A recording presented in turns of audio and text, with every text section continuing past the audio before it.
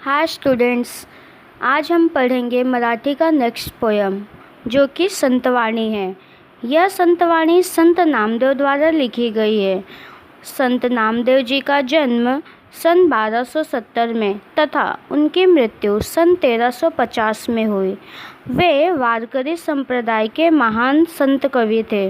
संत नामदेव की अभंग रचना बहुत ही भावुक है और उनके अभंग की भाषा स्पष्ट, सीधी, सरल है।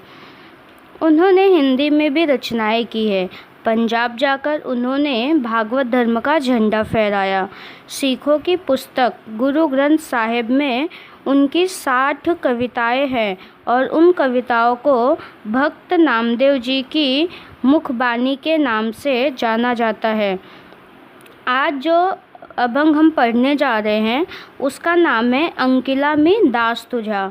और इस अभंग में संत नामदेव जी ने विभिन्न दर्शनों के माध्यम से भगवान की कृपा के लिए भीख मांगी है।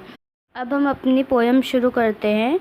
अग्नि माझी पड़े बाड़ू, माता धावे कनवाड़ू, तैसा धावे मजिया, काजा अंकिला में दास तुझा।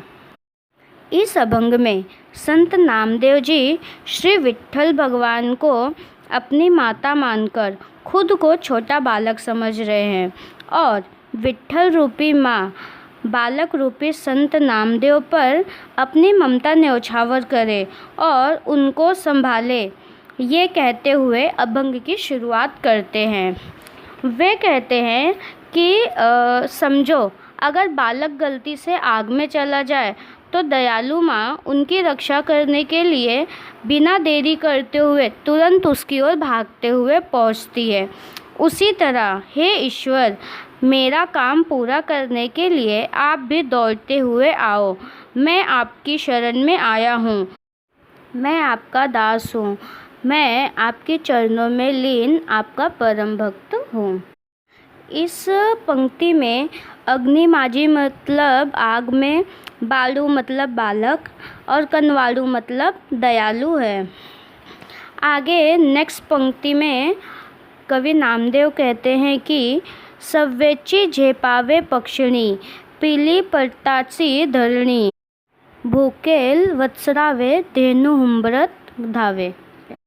इस पंक्ति का मतलब यह है कि इस पंक्ति में कवि नामदेव कह रहे हैं कि अगर पेड़ पर से कभी अचानक कोई पक्षी का बच्चा नीचे धरती पर गिर जाता है, तब जरा भी देरी न करते हुए वो चिड़िया अपने बच्चे को बचाने के लिए तुरंत के तुरंत उड़ान भर के ज़मीन पर आ जाती है। सेम उसी प्रकार से जब बछड़े मतलब गाय के बच्चे भूखे होते हैं, तब उनको दूध पिलाने के लिए गाय तुरंत हंबड़ते हुए बछड़ों के पास आ जाती है।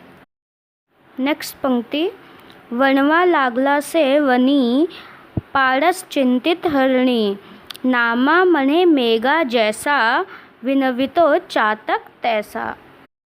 इस पंक्ति का अर्थ यह है कि जब जंगल में तेज आग लगती है, तब पारस अर्थात हिरनी के जो बच्चे हैं वो उस आग में फंस तो नहीं गए हैं, इस शंका में जो हिरनी होती है वो बहुत ही चिंतित या परेशान होती है। अब इस पंक्ति में जो वर्णवा ये शब्द का इस्तेमाल किया गया है, तो वर्णवा का मतलब होता है तेज आग लगना, और पारस यानी हिरनी के जो छोटे बच्चे होते हैं उनको कहा गया है। आगे संत नामदेव जी कहते हैं, हे विट्ठल, आप पानी से भरे हुए बादल हो और बादल में जो भी पानी भरा हुआ है उसकी बारिश मुझ पर होने दो। इस लाइन का मतलब ये है कि जो संत नामदेव जी है वो विट्ठल भगवान को बादल की उपाधि दे रहे हैं और उस बादल के अंदर जो भी पानी भरा हुआ है वो क्या है, तो उसे उन्होंने मतलब विट्ठल भगवान जी के अंदर जो भी ममता, दया, प्रेम की भावना है उसे उन्होंने पानी की उपाधि दी हुई है। आगे वे कहते हैं कि उस पानी की बारिश मुझ पर होने दो, क्योंकि मैं पानी के बिना नहीं जी सकने वाला चातक की तरह हूँ। इसीलिए आप अपने ममता से मेरे जीवन को संभालो।